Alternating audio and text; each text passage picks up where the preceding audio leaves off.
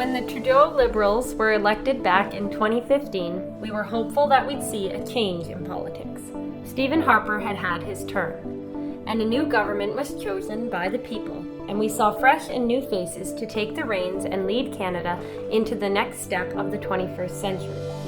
But not long after they were elected, the federal government and the Prime Minister started exhibiting behaviors that disappointed us over and over again. From the AgaCon scandal and jet-setting with rich friends around the world, telling veterans they were asking for too much right now, to the SNC-Lavalin scandal, which led to the booting of Jody Wilson-Raybould and Jane Philpott for opposing the Prime Minister, to the We Charity scandal and giving a near $1 billion contract to a group which had paid the Prime Minister's family large sums to be spokespeople. There was the revelation of blackface and brownface, the disastrous India trip, his behavior with the reporter where he had said he had experienced things differently. Then on to the massive increase in spending, deficits, and debt. His bungling the vaccine procurement and making a deal with China, a country which currently holds 2 of our own captive. To his silence on the churches being burned down, many of which are owned by immigrants who came here seeking a better life.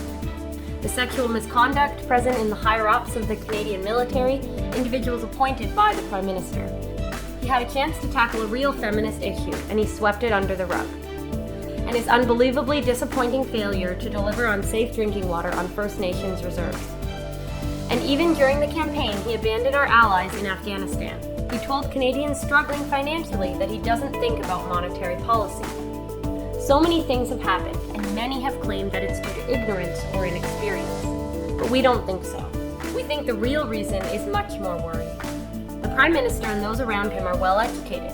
You don't get to become the government by being stupid and inexperienced. He is a smart man, and he knows full well what he is doing. The real problem with our current Prime Minister and the government is that they don't care. The government understands that veterans need help, but they aren't his priority, so he doesn't care. The Prime Minister knows he's not living up to his feminist title when he boots women out of his party, but he didn't care. Mr. Trudeau knows that getting our best-in-the-world oil and gas to international markets would cause global emissions to plummet if we could get it to displace China, burning their high-emissions coal.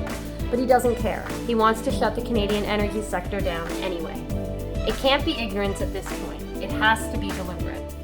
He knows that China is the biggest threat to our national security, but he doesn't care. He respects their basic dictatorship. He understands full well that he's had 6 years to end the boil water advisories on First Nations land. He had billions to give to We Charity, but not enough to give our Indigenous communities. It's not his priority.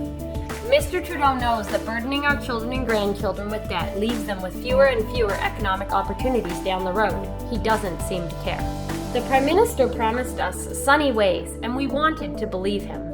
But in the years since the election, the Prime Minister has shown us that he just doesn't care. We can be so much better than this. We have to be. Justin Trudeau does not deserve a majority this election. He deserves to be held accountable.